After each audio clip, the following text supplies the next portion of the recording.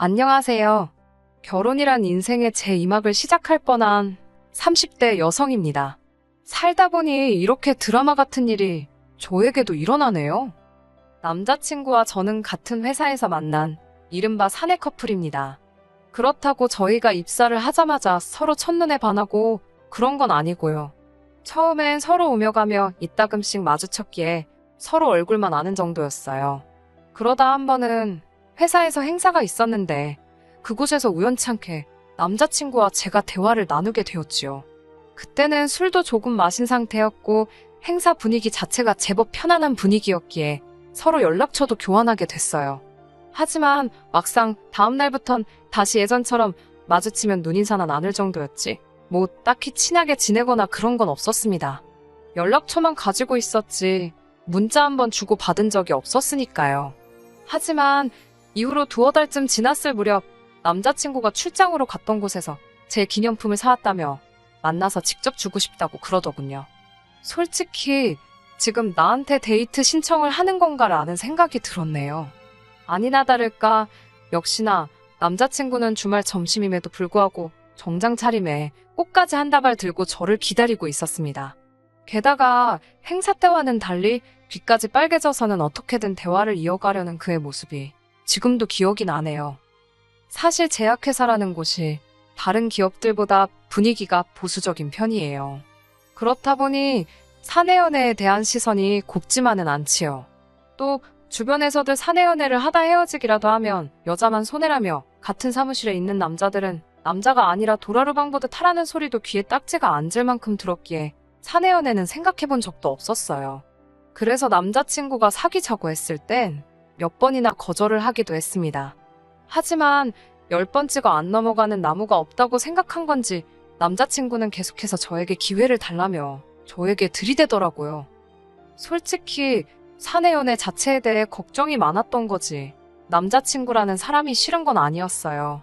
그래서 결국 또다시 고백을 받았을 땐 더 이상 그를 밀어낼 수 없었네요. 이후로 저희는 사람들의 눈을 피해 연애를 시작했습니다. 해녀 사람들이 눈치라도 챌까봐 회사에 있는 동안에는 남자친구에게 정말 눈길 한 번도 제대로 주질 않았고요.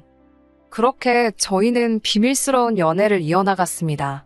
그리고 조금 늦게 떠난 2주년 기념여행에서 남자친구는 프로포즈를 해왔고 저는 그 프로포즈를 기쁜 마음으로 받아들였습니다. 남자친구와 결혼을 결심했던 이유는 여러 가지가 있었지만 그중 가장 결정적인 건 남자친구의 성품 때문이었습니다. 같은 회사를 다니며 지켜본 남자친구는 다른 사람들에게 관대하고 친절했으며 자기가 하는 일에 대한 책임감을 갖춘 사람이었거든요. 게다가 저에게도 늘 다정다감하고 저희는 만나는 동안 크게 다투는 일도 없었으니 결혼 상대로는 딱이라고 생각했지요. 아무튼 결혼 이야기가 오고 가면서 양쪽 집안에 인사를 드리러 가자는 이야기도 나왔습니다. 이전까지 양쪽 집안에 서로 사귀는 사람이 있다고 말씀만 드렸지 소개를 한 적은 없었거든요. 제 입장만 이야기해보자면 일단 남자친구가 부모님께 소개해드리기에 마뜩찮고 그랬던 건 절대로 아닙니다. 사실 결혼을 약속하기 전에는 그래도 사람 일이라는 게 어떻게 될지 모르잖아요. 솔직히 정이라도 들었다가 서로 헤어지기라도 하면 저희 둘뿐만 아니라 어른들도 마음이 안 좋으실 것 같았습니다.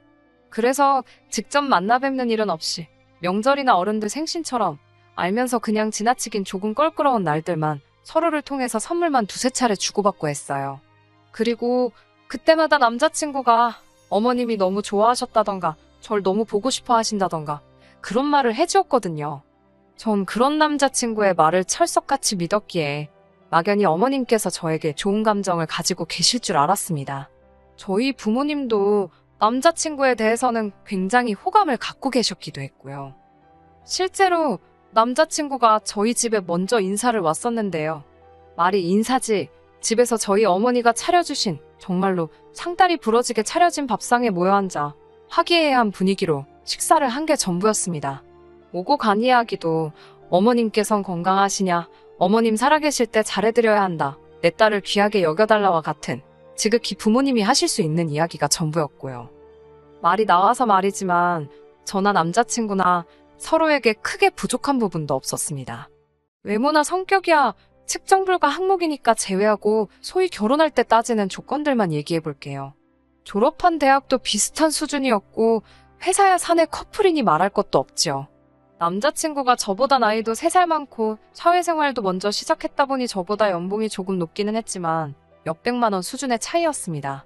그리고 이런 이야기까지 하면 제가 너무 계산적으로 보일지도 모르겠지만 저희 부모님이 재벌은 아니어도 어디 가서 아쉬운 소리 하실 분들도 아니었고 노후 준비도 다 되어 있으셨어요. 어차피 이렇게 된 거 말이 나온 김에 다 해볼게요. 평범하고 경제적으로 부족함 없이 자란 저와 달리 남자친구의 사정은 좋지 못했습니다. 남자친구가 어렸을 때 부모님이 이혼을 하셨다는 사실을 사귄 지 얼마 되지 않았을 때 듣게 되었습니다. 요새야 이혼 가정이 예전보다는 흔하다면 흔해졌고 제 주변에도 이른 결혼을 후회하고 다시 돌아온 지인들도 있었으니 이혼 사실 자체가 충격적이진 않았습니다. 두 분이서 무슨 일로 이혼을 하시게 된 건지는 정확히 듣지는 못했네요. 좋은 일도 아닌데 먼저 말해주지 않는 걸 제가 나서서 꼬치꼬치 묻기가 그렇더라고요. 다만 아버님에 대한 남자친구의 감정이 굉장히 부정적인 걸로 보아서는 아버님의 잘못으로 헤어지신 게 아닌가 추측만 할 뿐입니다. 아무튼 여기까지야.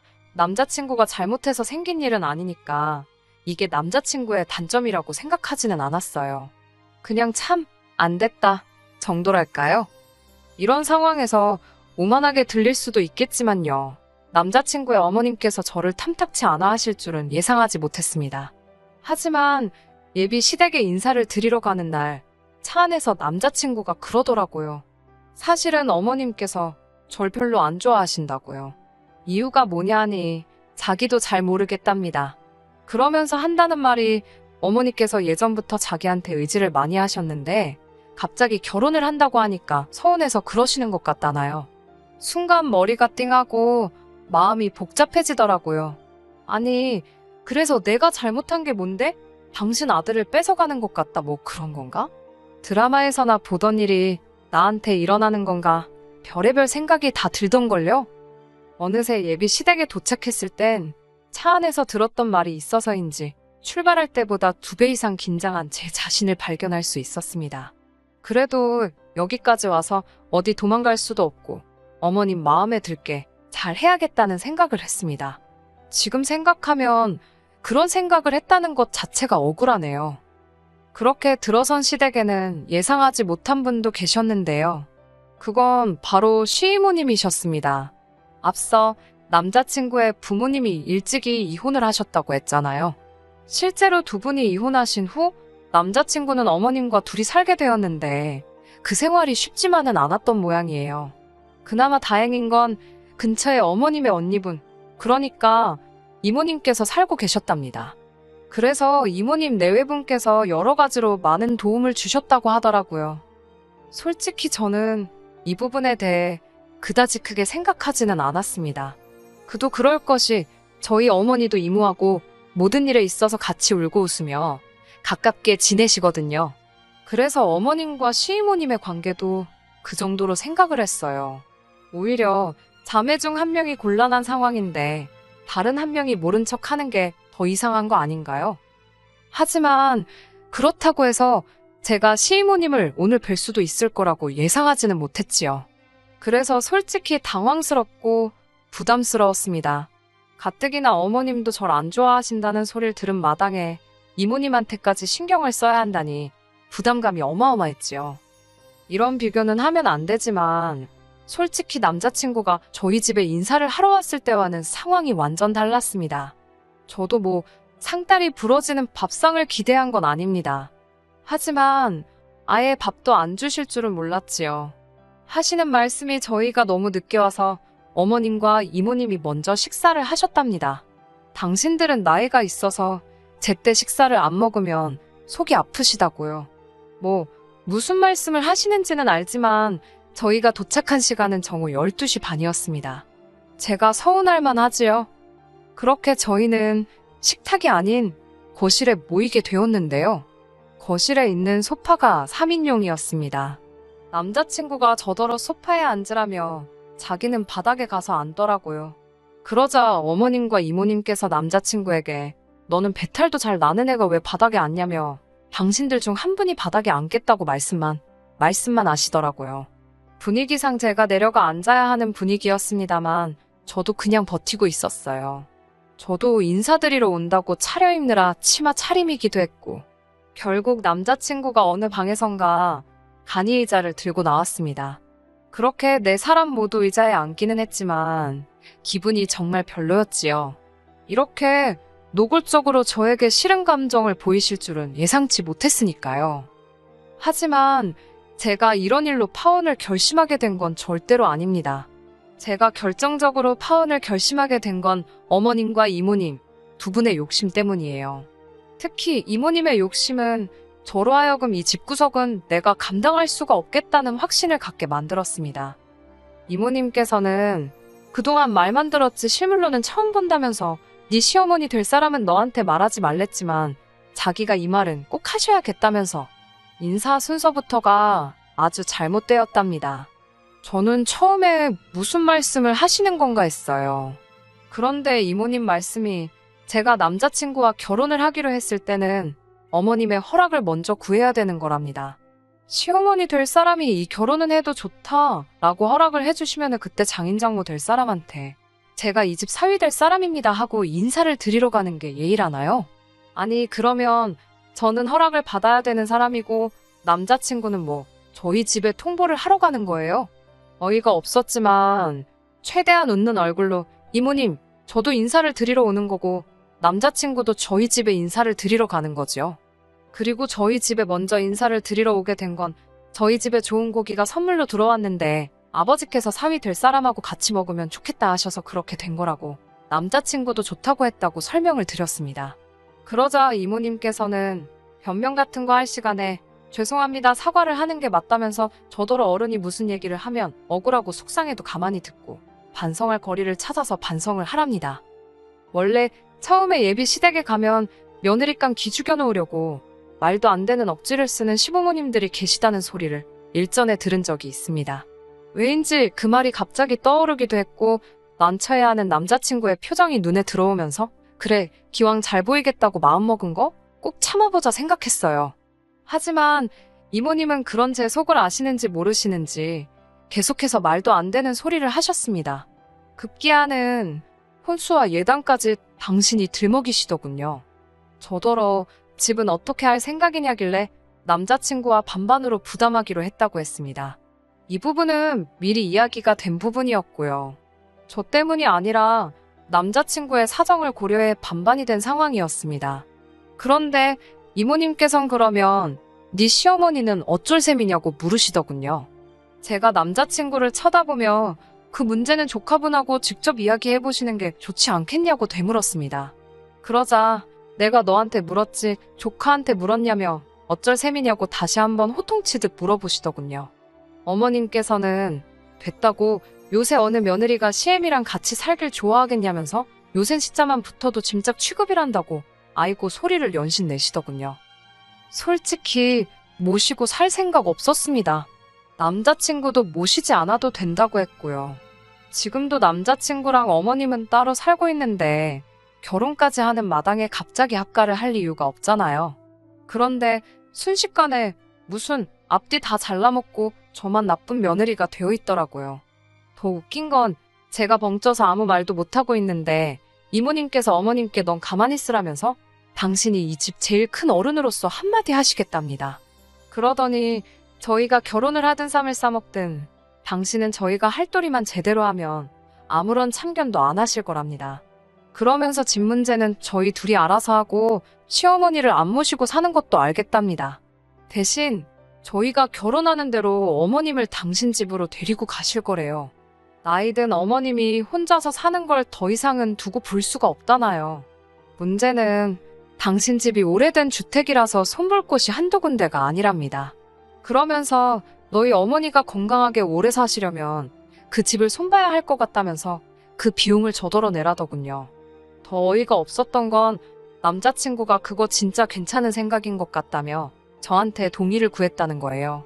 어처구니가 없어서 제가 남자친구에게 이게 뭐가 괜찮은 생각이냐고 되받아쳤습니다.